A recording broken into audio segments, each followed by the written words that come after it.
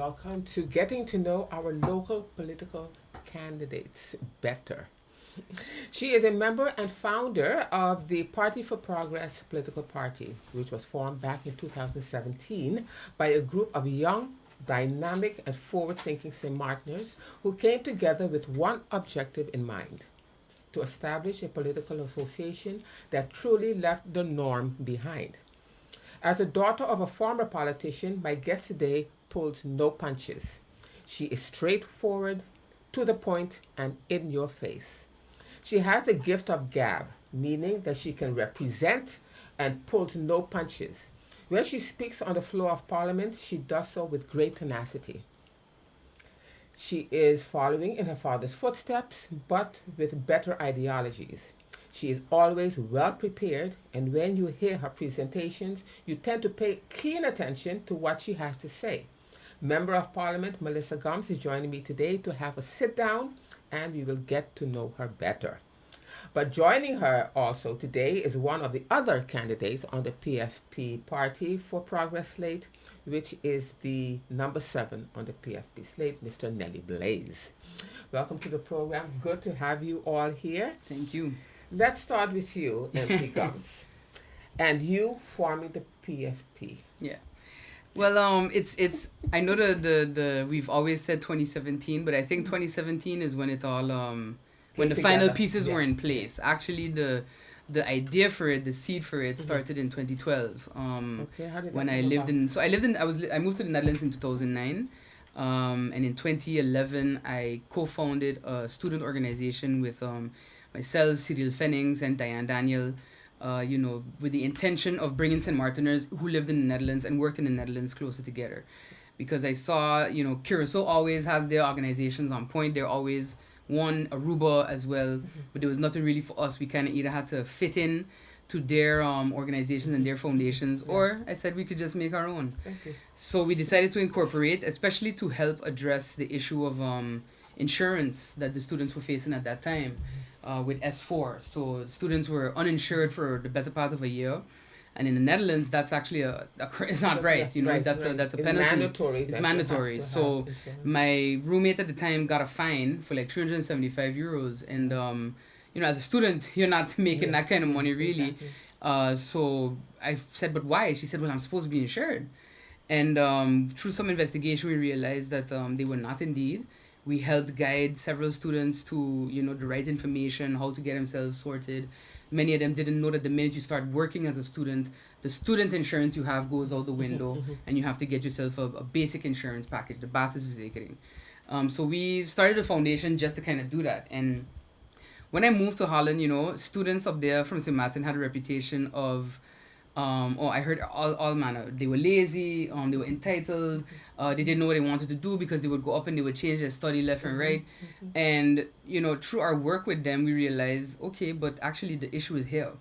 The issue is the guidance that they receive, the lack of guidance then, a lack of knowledge of what careers are out there, what expertise does the island need, and how can we, as a country, help facilitate that they flow into those studies. And I said to Cecilia, and I said, this could mean that we could, use it as a bit of a stepping stone to get into the political arena. Much to the chagrin of my father, because he didn't want me to get into it. No, he spent, I told him, I said, hey, I had this idea. He was like, don't do that. He said it a lot less calm than I did, but essentially, my father, what kind of conversation it was.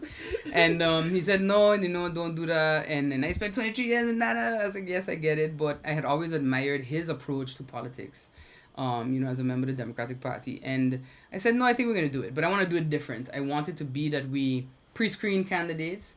We have conversations with them to make sure that they are in line with the party's principles, with the party's values, with, that they are progressive in their way of thinking. As myself, as a woman who's a member of the LGBT community, I need progressive thinking people around me. Yeah. I'm never going to, put myself in a position where people are compromising who I am as a person, who are in strong integrity, strong ethics, and strong character. I felt like that was, when I listened to who all was there back then and even today and way before, that seemed to me to be the biggest issue. It's just the character of the people that are approaching the job. And yeah, we started kind of collecting everyone like Pokemon and stamps, if you will.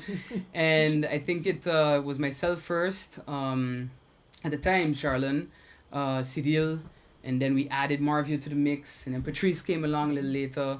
I think Rayon and Lucho were the last two that we kind of added in that 2017, 2018 period. And yeah, it was so funny because every time we said, okay, we're gonna launch this thing, it became government fell. So do you want to launch now? Yeah. So in 2019, when we said, guys, we're going to the notary, we had the funds, we had the articles, everything was drawn up. We said we're going to the notary, and we did that. I think the week or so before we announced we were launching. And I said, okay, we should be safe. 2022 is supposed to be our next general election. Let's do it. We did it. And then we announced on a Saturday that we were launching the 27th of September, 2019. And then the Monday after we announced, government fell. Everybody blamed. They were like, yeah, it's because... I'm like, how would we have done that? How would we have been responsible for government falling? And that was the Leona Marlin government. So government fell, and we had a decision to make. Like, it was only 8 of us, Actually, it was only 7 of us. We added Michael James at the time. He was like the last. And yeah, we kind of said, okay, let's try. Let's see. Did not expect to get a seat, much less 2 in that first election. But the people, I think, said they want to change. And I think, change is always gradual. So I was expecting, okay, maybe if we get a seat, it'll be 1. Or if we get close to 1, we could spend the next... the time until the next election, building out the party, building what we wanted to do, community outreach and such, and then see how it goes. And then, the people said, no, here you go, 2 seats.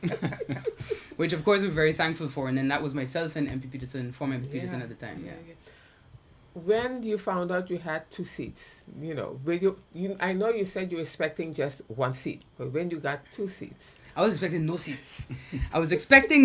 And then everybody said, don't be pessimistic. I said, okay, maybe 1. Because, of course, people were saying, well, you saw what SMCP did, the Christian Party, their first election, they came very close. And then, they had that time in between, and then their second election, they got the seat.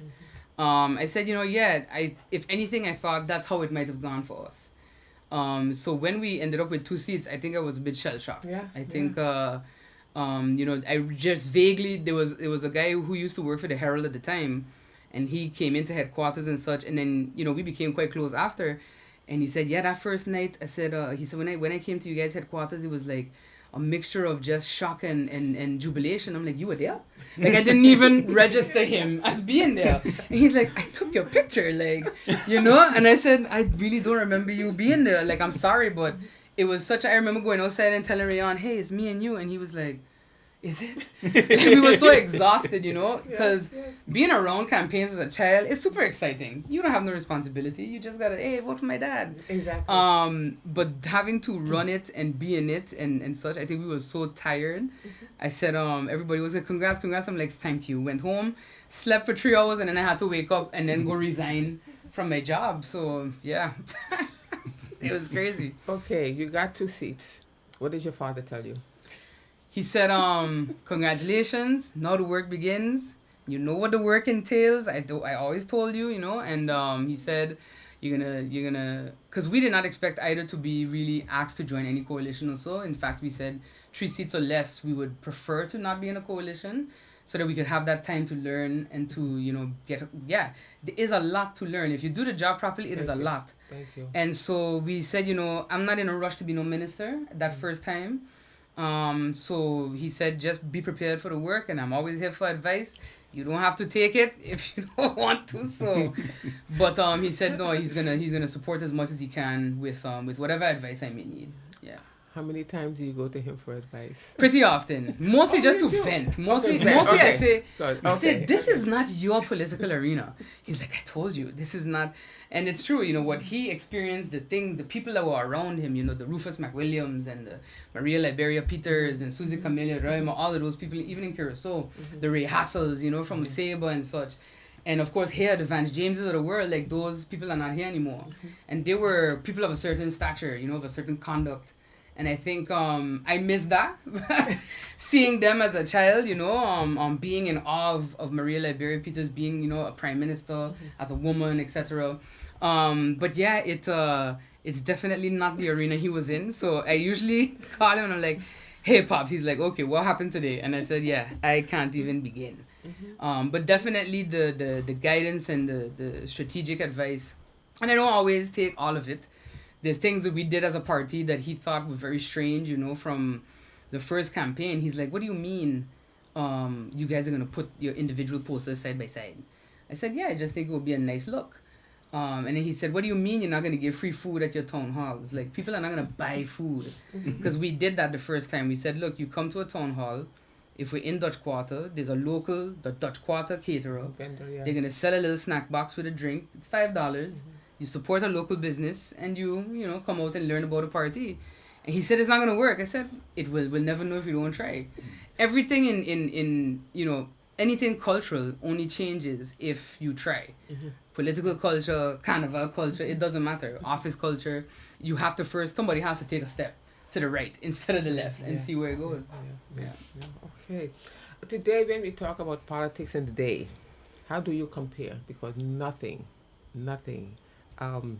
One of my colleagues likes to say that St. Martin is not a real place. And I didn't understand what he meant the first time or the first couple of times. But lately, I know exactly where he's coming from. Do you still want to, do you still want to be in that mix? You know what I mean? I think we have to. I think we set a different sort of standard in Yes, you terms do. of representation, in terms of speaking and presenting, and just coming from a point of just telling people the truth and just being honest with them. Because a lot of times people always say, "Oh, politicians lie," and such. And a good example is at the midst of COVID, like in the summer that year. Um, well, we could walk outside, so it was Yeah. relatively further along in the lockdown. And I think that the previous administration, as well as others, they were not the only ones in the region that were kind of saying, we're gonna get out of this. It's gonna be okay, and it's good. By the summer it'll be sorted, and so by the end of the year it'll be good. And people were asking me, and a guy stopped me and he said, "MP, you think that by the summer we should be good, right? By the end of the year, 2020, we should be back to normal?" And I said, "Actually, no." I said, "This is going to be about the next 3-4 years. We're going to be dealing with the fallout, so to speak, of Right. COVID." And he just looked at me like, "But that's not What I'm hearing. what I'm hearing." And I said, "I get it, but me, I am opposition. I don't have to tell no comforting lie. I'm just going to tell you the truth. Opposition or coalition, either way, I'm going to say what it is, because you can't prepare your life on a comforting lie. You can't plan for what may come on if you don't have all of what's going to come." Exactly. So I think for me, it's and I think that for the whole party, it's been about being realistic, even if it doesn't sound nice. Right. That's how it goes. Yeah. Okay. We're going to talk to Mr. Nelly Blaise. Yeah. We know exactly how MP Melissa Gumbs got into politics. Yes. Okay? Now, who dragged you into that mix? You Huh? dragged me into it It myself. was me. You're right. Okay. It was me. Who talked you into it? Okay. And why did you decide, I'm going to give it a try? So let me start from the beginning. Yes. So born and raised here on the island of St. Martin, was raised in St. Peter's, but grew up most of my teenage life in South Reward. At a young age, I was interested in sports. I was part of the national judo team, and I won my first bronze medal there. From that moment on, I thought, hey, I really want to represent my country in a positive manner. So when it came time for me to leave here to go and study, I studied in Breda University in the Netherlands, and I studied international leisure management. And a lot of people ask me, "Hey, what is that?" Exactly. It's a broad study. Yeah. You get to learn about psychology, governance, marketing, and how to manage people's leisure time. So if you're thinking about carnival, if you're thinking about going to Ali's to go to an event to dance or something like that, if you're thinking about all these bars that we have here and the hotel industry, that's what I studied to learn how to manage all of those businesses. Sort of a hospitality. Hospitality is very Yeah. much involved. Okay. So I had to learn hospitality my first year, and then the last 3 years was just learning different management styles and theories, and I had to learn about engineering and creativity and put them together. So, yeah, that's basically that. And then after that, I got a master's in business administration and team management and neuro-linguistic programming, and I started to work for Shell Gas and Oil as an HR advisor. And there I was working in Poland. You know, Shell Gas and Oil is a multi-billion-dollar company, It sure and is. I was comfortable, you know, living there, having you know, the time of my life, learning a lot. And I was going on Facebook, and every time I go on Facebook, I always see people complaining about the government, you know, and I would complain too, you know, be like, yeah. I hear you.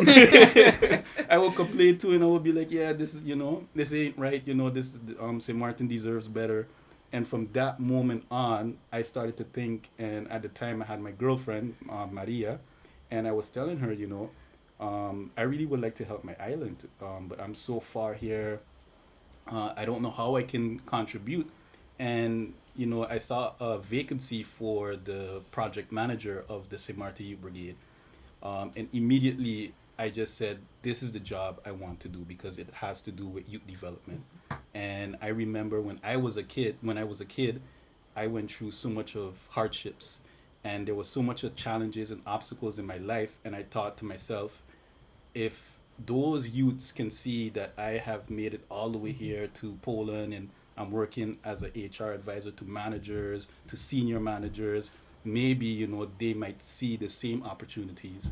So I came, and it was really a lot of issues when I went there with those youths, for mentorship when they would open up, sometimes on one-on-ones, or when parents would come to apply for their kids to join the St. Martin Youth Brigade, they would tell me about the hardships that they are going through, Yeah. and it break my heart because I came back here 7 years later, or growing up in St. Martin for 30 years, and when I came back, you know, these kids are still going through what I went through when I was a kid, and I couldn't believe it. I said, like, what changed? Nothing didn't change. So from then on, I decided, you know what? I need to make a step, and I had a mentor at the time who I respect highly of, and I was talking to him, and I was telling him, hey, I want to make a difference. I know I'm working with the St. Martin Youth Brigade, but I want to make an impact on a higher level as well. This is grassroots, and you need a bottom up approach, but you also need a top down approach as well. And he advised me, you know, he mentioned one of the parties. He mentioned a name. He mentioned Mr. Patrice Gumbs. At the time, he was the head of foreign affairs, the director of Yeah. foreign affairs, director of foreign affairs. And I met with Patrice in his office, and he discussed Party for Progress. He discussed the leader, and he said, well, we do screening, you know, you Yeah. have to you have to meet with the leader and the rest of the leadership team there. Right. And I was nervous. I was like, Yeah. I Who was- wouldn't That be, first right? meeting, then you walk in like, I'm about to get it was So, tense. yeah. So that's how I got into it. You know, Patrice introduced me. I think Melissa was there, Patrice and Rayon. I can't remember who Marvio, I else. think, as well. Yeah, Marvio. yeah. Marvio was there as well, and they were asking me a lot of questions about values and principles, and you know, Thank you. my experience and where do I see myself and everything like that. And I was just there, like, you know, getting all of these questions, and I was thinking to myself, you know, and I opened up some stuff because you know, I really wanted to be transparent, and they told me that I have to open up, and you know, because this is part of the screening. And what I saw there was that they have high values, they have morals, principles, they're progressive thinking, forward thinking, and they think about the bigger picture. And when I was on the outside looking at them, I always was thinking like I would never fit into that group because they're all smart, intelligent people that would never accept me. You know, and I was saying they would never accept me, but then when I came in, they were actually funny. You know, they were down to earth, yeah, and I could approach the party leader like she was like Yeah, my friend, yeah, or yeah, you yeah, know. yeah. So Yeah. all of that made me very comfortable to align myself with the party, and I think they align with my values as Right, well. right. So that's the story. Okay, Yeah. lovely. I Yeah. like that story. When we talk about a young political party, do we have so many of our youth still living abroad? Mm-hmm. I'm talking about in Holland, or I like to say the Netherlands. You know, and say that there's a party there, and but nothing is being done to bring them home. Yeah. Mhm. You know, we still have a whole bunch of Dutch people around here. We have a whole bunch of foreigners around Mhm. here who is doing the job, but no one is recruiting locals to come back home. Yeah. And they have their masters, their bachelors, their masters, and what have you not. What do you think needs to be done to bring our children back? Well, I think first of all, it's I don't even know if they have to come back, and it's not to say Okay. in the physical Okay. sense Okay. they can come back professionally. We just have to make it possible. I think COVID showed us that you don't have to be somewhere to work somewhere. True. And true. I think this approach of, well, you need to move back. I'm like, they really don't though. That's not. You can do anything from a phone, from a laptop, Yep. sitting on a beach, sitting on a train, in Paris, in Rotterdam, wherever.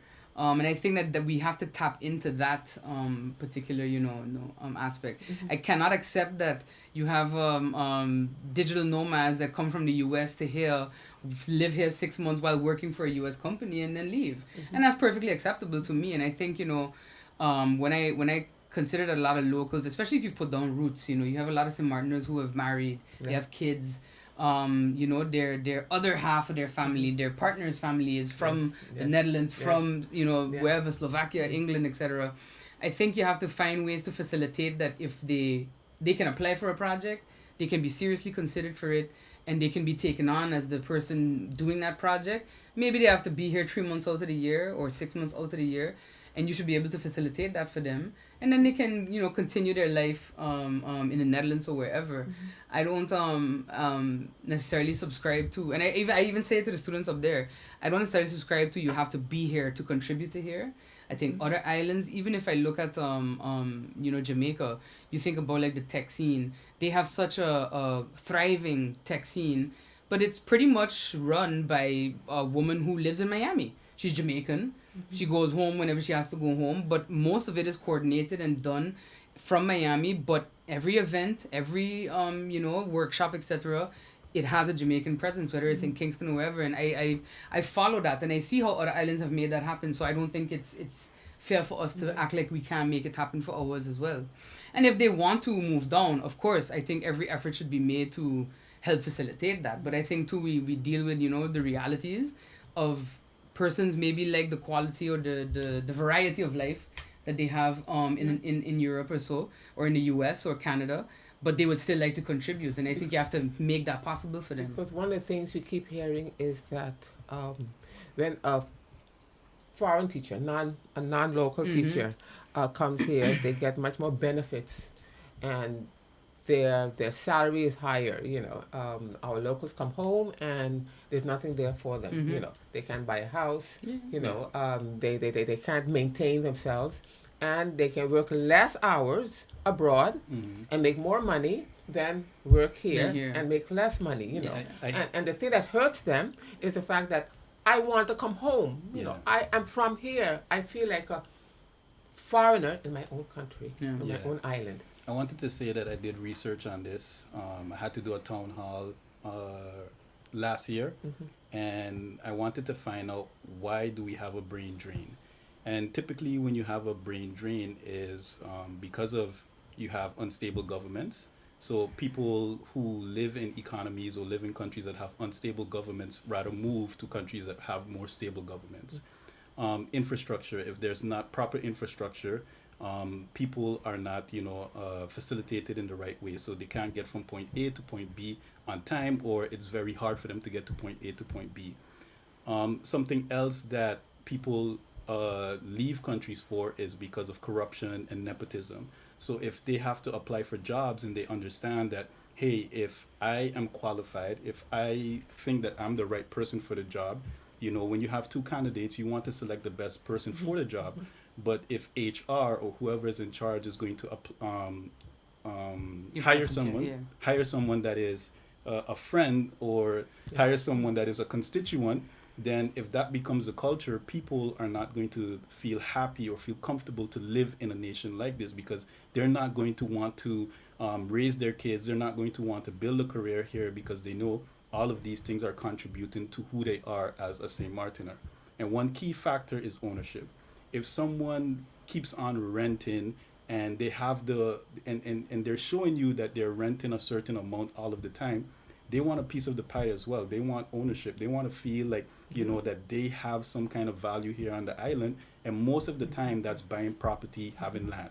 And if they don't have that possibility or opportunity to buy land or buy property, of course they are going to always say, you know, it's the foreigners that have more benefits than the local people.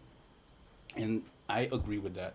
So that's why we have to try to, you know, transition or turn St. Martin into a more metropolitan city. Make sure that we have a lot of different cultures that are living in unity. They have proper infrastructure. So if you have a bus system, you know, that you're living all the way up in the hill in St. Peter's and you may be older or you don't have or you're, you know, like with me right now, my foot is broken. So, you know, I don't have that much access to anywhere. But if a bus would go all the way up in the hill in St. Peter's or in Middle Region or in Dutch Quarter, and it goes all the road, making it more accessible for everyone, not just for people who you know, who can walk properly or whatever. These small little things make a difference, and actually looking into the economy and thinking, okay, how can I diversify the economy to include not only tourism but diversify the tourism product? So you can have sports tourism, you know, you can have different kind health tourism, you know, you even have student tourism where you have students coming to your country to learn, like the university, the medical university that we have. We even have our own university that we should fund more. Yes. So if you diversify that, you include tech jobs, you have digital nomads, that is already the foundation of a metropolitan city. Another issue that people like to, we hear a lot, is that they come back. Now you want educated people, but when they come back, you're overqualified. Yeah. You know, I mean, I got like, that as well when I moved back. How did you deal with that? Well, I just I didn't really understand it. I said, okay, but this country paid for me to go and get this education, so I find it a little odd, you know. But I think I don't know if it's that people are overqualified or that persons are afraid of what they're gonna get, you know, because you either hear that you're overqualified or you get the job, and then you're told that, you know, those ideas ain't gonna work here, and that happens a lot, I think, in government. In private sector too, it happens sometimes, but I think private sector is a bit more willing to shift with, you know, different ways of doing things, because at the end of the day, they are doing it, they need to make profit, they need to make money, and it's different, I think, when you have that added layer on top of you than just well, you know, we in public service and this is how we've always taken this paper and moved it over here and then stamped it here and stamped it this way. I'm like, whereas you could just scan it and, you know, it would be all taken care of digitally. Old school. Yeah, and I think that's still a struggle that we face, and I think there's a lot of fear as well. You know, and we're not the only island that deals with this, in the sense of people are in positions for so long that they are afraid of what young person is coming to take, you know, my job. And I think that you have to develop a different professional ecosystem, I think, for us. Even in the sense of even when we look at like a retirement scenario, you know, when I lived in the Netherlands and also too on other islands, now what you see happening is they're saying to persons, well, you've been doing this job for X amount of years or so, maybe you're 5 years off from retirement, or maybe you're already approaching retirement, but if you want to remain busy or remain active, maybe a less intensive you know, things, so they retrain, they offer that possibility. And here I think people think they need to hold on to where they are as long as they can, retire, and then, you know, exit stage left. But I think we have to start rethinking how even that looks, because the studies already say that if you reach retirement age, and I think my father's a walking testament. If you retire, you still need to find ways to be busy. Exactly. Because an active lifestyle, it fights off things like Alzheimer's, it fights off things like dementia, you know. And I think that is I always like to see our seniors that remain busy, that remain active, and that are out there, and either they're teaching or they're lecturing or they're talking or they're, you know, doing like my dad and just giving people advice for free all day. Okay, let's talk about that. I always say that a candidate or a minister, for instance, even a parliamentarian, a minister especially, doesn't need to know his ministry like the back of his hand. But make sure that every member in your cabinet does. Yeah. You know, there's nothing wrong. You young people, I like to say you young people. You young people think that you all know it all. So you all don't need the advice of retired, you know, or veterans, you know what I mean? And I tell them, no, it's always good to have at least one older person For sure. in, you know. Yeah, yeah. So it's No, for sure, and I don't think I for one know that I do not know it all, and I it's so funny because I also tell some of the elders in my camp, you also don't know it all, true. and I think people who think they know it all are not people I need advice from, because I think everything is changing so fast in the world. Yes. You have to be able to change with it, and whether you're young, whether it's my age, younger than me, or my Older, father's yeah. age and that generation. And I think that forever learning approach is how we all actually get to make it there. I definitely don't think that and we've never put ourselves forward as people that know everything, and I disagree with that approach by some young persons, and whether they're politicians or not. I think that there's always an opportunity to learn how to do something better. When I was at UTS, as customer service manager, I definitely did not know it all, but also about telecoms, and I had to learn. So what I would do, I would sit in the back with Mr. Cathy and Mr. Cox and sit down and, what are you guys doing? I don't know this, and just kind of learn from them, learn about, big blocks, and learn about running cables, and how do you connect this and that. How did Lance Radio work, guys? Because you've been here since then. And I think those things it's fascinating to learn that from the people who were there, who built these systems. And I think, that approach is better because it helps also with knowledge transfer, which is something I've always said we need to have more of. Exactly. I told my dad somebody there last year, he was telling a story, and one that I'd heard many times before, and I had my phone on the table, and then I just kind of picked up the phone. He said, "What are you doing?" I said, "Well, I was recording you, because when I tell you I want to record you, it's like, come Sunday, then don't. So I'm just going to do it in secret from now on. Oh, yes. I'm going to do it in secret, because you have to get these things down. You have to get these stories down, and you have to get this, because it's history at the end of the day. Thank you. Even the setting up, I don't know about you, when we've had a phone line, I get cussed because back in the day, I had to pay $10 to be able to call my aunt in Curacao. I'm like, okay, I understand. But it's when you think of now, communication is literally just a tip of your finger away. To know that you have to go back then, pay $10, somebody in a room somewhere have to take a cable, plug it up, move it around. I think it's fascinating to know that and to grow from there. And we need our those persons around to help, because I do not know everything. There'll be moments, even in Parliament, there's things that I have said that maybe MP Westcott whispered in my ear, or my dad whispered in my ear, and I'm like, aha, I remember that, and then I just knock it out. And at one point you had persons like, how did you know that? So, wouldn't you like to know? And if I can add there, I think it's important that we marry succession with knowledge transfer. Yes.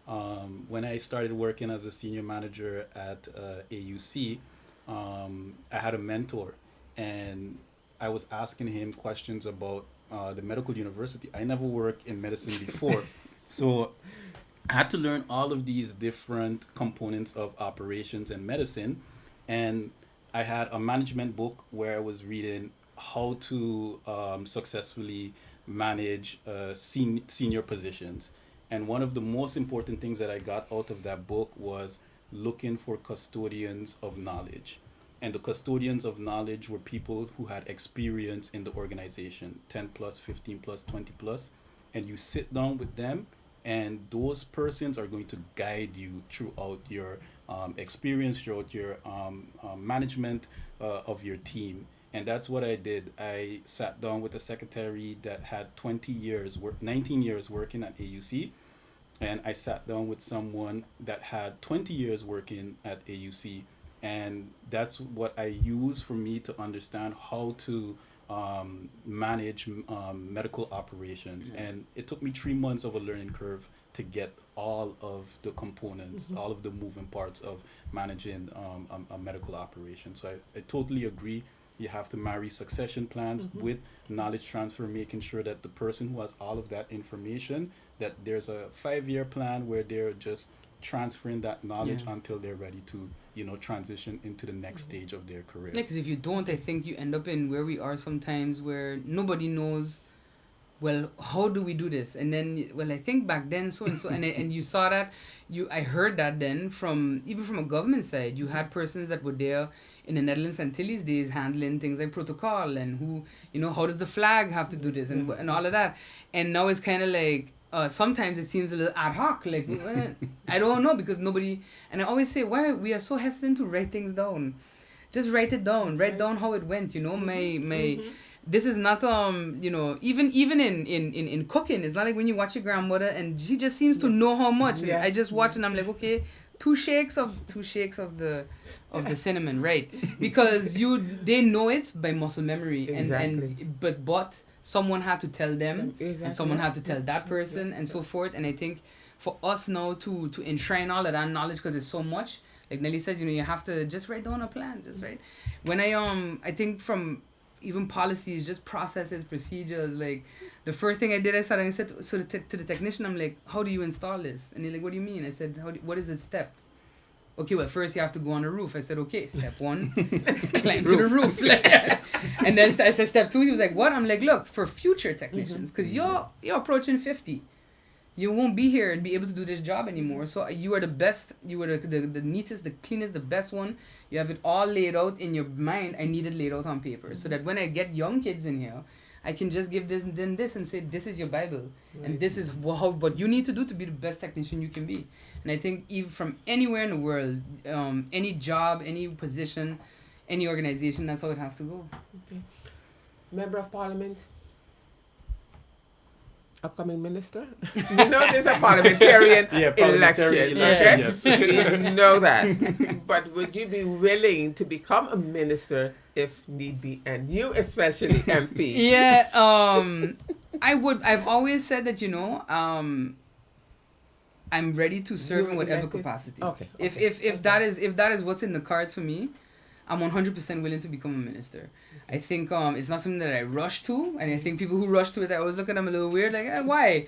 Because it's not easy. I think even Patrice, Minister Gumbs' experience over these last couple of weeks, he's like, this is a whole new world, because of course he's coming from general affairs, from foreign affairs, and so it's a different world. And I think what he said in an interview this week, he said, for him, realizing that a lot of the other ministries have fallen behind in terms of interministerial cooperation, and that it's really general affairs that is pushing a lot of things, and it's not coming together from the rest. Right, he sees already the bottlenecks that need to be addressed. And I think like Nelly said, we are really about the big picture, and I think we need to be more about that. I've always said that when we have an executive level and even a parliamentary level, and it may seem a bit oxymoronic to say it, that are less in love with the vote than they are with the country, then things will be better. Yeah.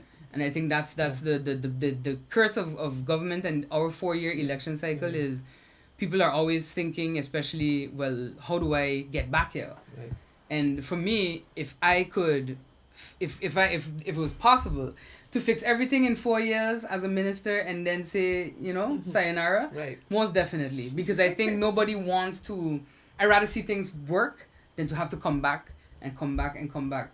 And I think it just takes some tough decision making and political will to get it done.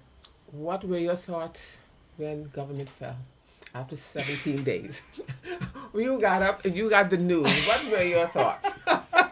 Well, it's so fun. I wasn't even up and I was in Parliament when we got the news, because we'd had a meeting that day. And then we had because as second vice chair, I'm in the presidium, so we had a presidium meeting that day after the first. And walking up the stairs, my phone was going off, and I stopped and I took it out like halfway up the building. And I was like, what? WTF. So I kept walking, I sat down, and I said, I read it properly, and I said, you gotta be kidding me. And at first it was the press release, and the press release said that the individual went independent on the floor of Parliament. And I said, but that didn't happen. I was in the meeting. And then I said, it's gotta be a lie. And I said, but if they put out something like this, that's a blatant, And then, I started getting the pictures of this new agreement and such, and I said, okay, well, that's it. I said, but 17 days, I said, I most definitely believe that it's gonna be probably the most damaging fall of government, I think, not to necessarily myself or so, but to those involved in the falling. Mm-hmm. Because 17 days is a little it's a little Short. crazy. Yeah, yeah. It's a little crazy. So I think We are custom of a year and a half. yeah, right? I think it definitely has backfired in terms of the public sentiment that I am feeling anyway. But it still felt not right, I think. Because for me, I think that we had, especially on our side, when it came to Vrami, even when it came to Patrice, because at first he was just meant to be Minister Plenipotentiary in the Netherlands. And even up there, we had such plans and such projects that he wanted to roll out as well with the students, with the young professionals. And I think, having to kind of pivot and bring him back and put him in Vrami and just to make sure that someone is in Vrami during hurricane season. It was disheartening, upsetting, but nevertheless, the work has to continue. So Let me ask you another question then. Why didn't you team up with the two bigger parties? Because then this wouldn't have happened. I don't know, I don't know, because I think it's about You had no extra breathing room. You had the four smaller parties with no extra breathing room at all. But I said this as well. Extra breathing room doesn't ever matter. My father's cabinet had a 10-seat majority backing them in parliament, and that still collapsed. It's about characters and personalities. And until we get away from that, until we start to elect persons of good character who are, you can tell, because let's face it, I think you can sense already when people are there for their own reasons and when they're there for the people. No matter what they say, they can parrot the words, they can say the words, but it's behind their eyes, it's just nada. Right. And I think until we get away from the types of characters and the types of personalities that we've been electing, it doesn't really matter what a majority is. Because people were saying that too, they were like, yeah, it was only 8 seats. Great. That cabinet in 2015 had 10 seats backing it in parliament. So that didn't work. I think it's and even too, if I look at ourselves over the first term, and we've said it publicly, persons were coming to us by 2021, 2022, persons were approaching us to throw down that government. Not themselves directly, so not politicians directly, none of the ministers, none of the MPs, but their agents, I should say, were reaching out to myself, they were reaching out to MP Peterson, even to my dad, as to go as far as that, to say you gotta convince Melissa and he was like, have you met her? Like, I don't know if you've met her, but and so I think for us holding that door shut and recognizing that the country's in a fragile state, it needs the stability, even if we were not happy with many of the decisions taken in several ministries in that government. We tried to do our job as parliament and hold them accountable for it. And I think we did a good job of that, of setting that tone. We didn't try to fire nobody. We didn't try to throw down the government. It was literally just, no, that was wrong, and this is how it should be done. And now you have to do it. And I think that too is about personalities. Because if I had personalities like some of the persons in there now, I could have dropped government, but I didn't. And that goes for the person that went independent and the persons that convinced him to go independent, which is the two largest parties. Because I have never been comfortable just blaming the jumper. People don't jump into the water if there's not a lifeboat somewhere to catch them. So I think that's also important to remember. Okay, we've got many issues.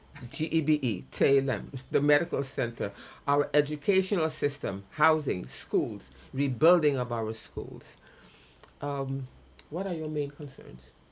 GB, of course, is a big concern. I think, especially the last few days, as they work on whatever two engines they've been working on, I think 17 and 18, I think it is approaching a point of, at this point, it's not even just about the lights being off, it's about what I've said before, which is just cascading issues, so they trickle down.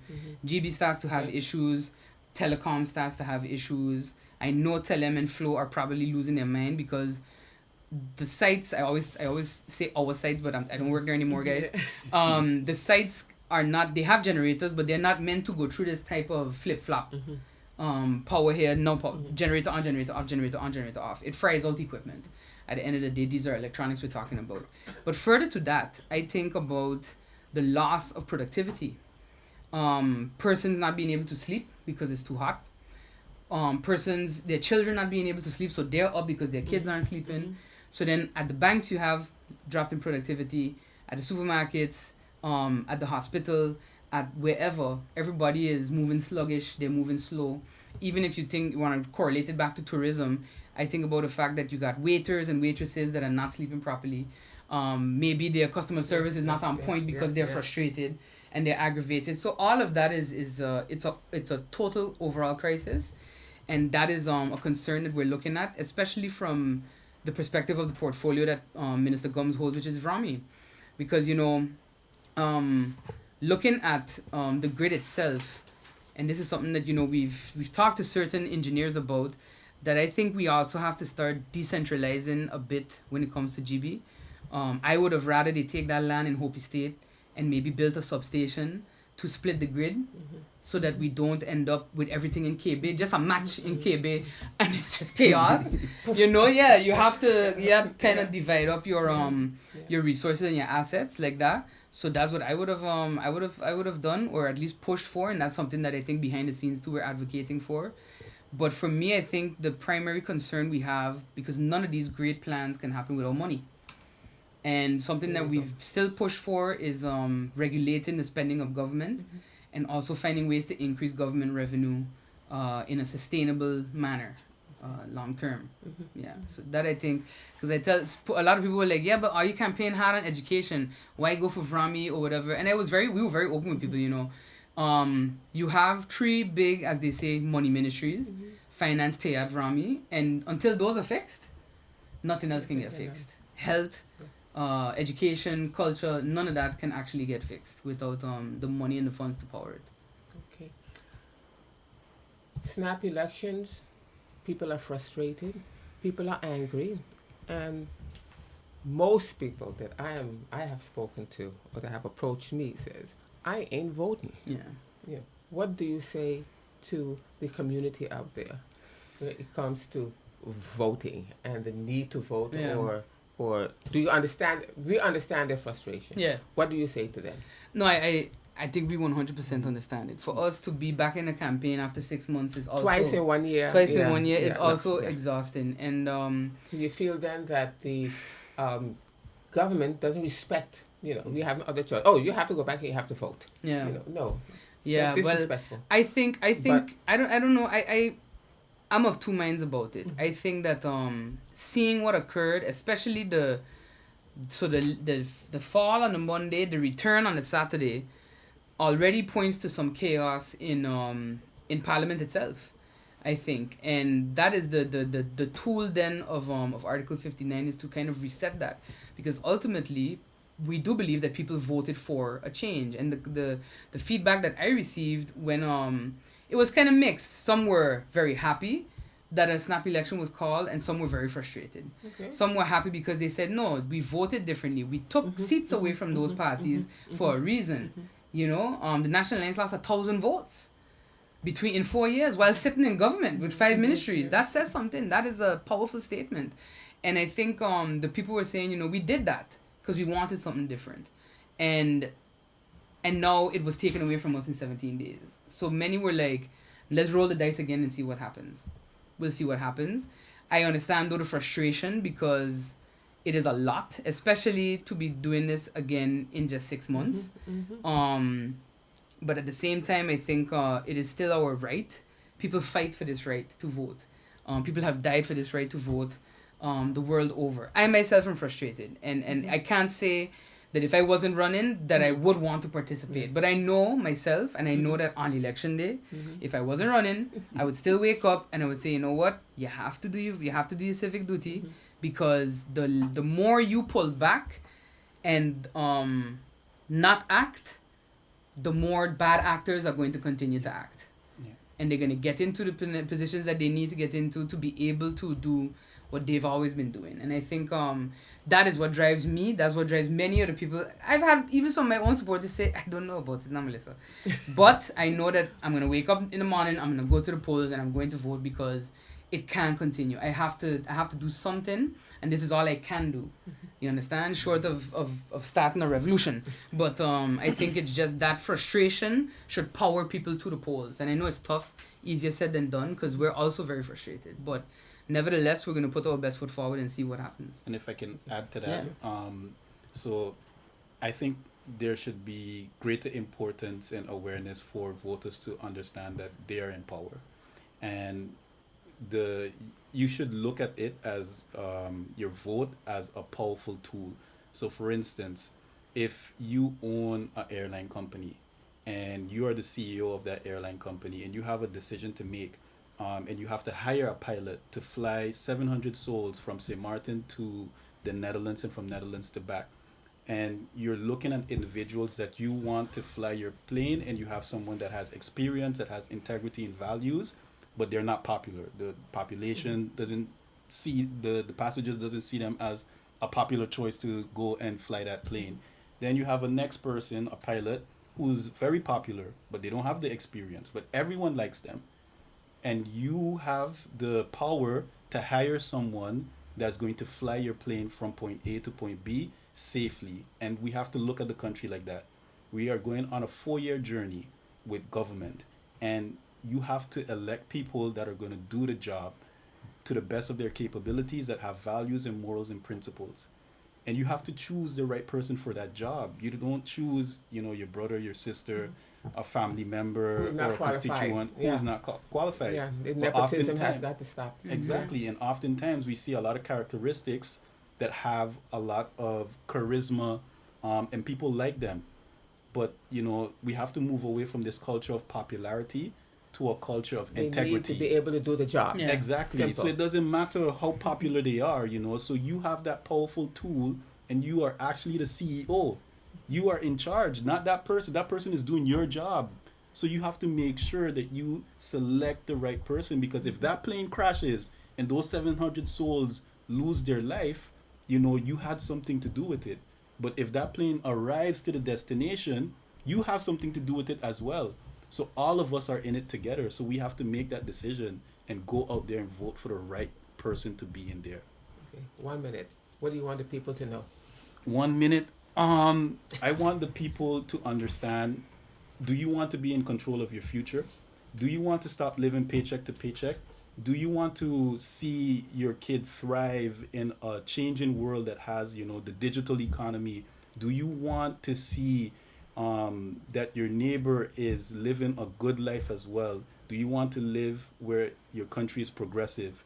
If you want to see a bright future, you need to really do the introspective work and look at values, principles, and integrity.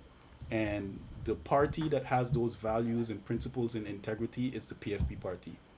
So I want to make sure that all of us look at the bigger picture, because I know a lot of us are suffering, and you have the opportunity to come out of that suffering. So please take a look at PFP. Thank you. Final words, MP?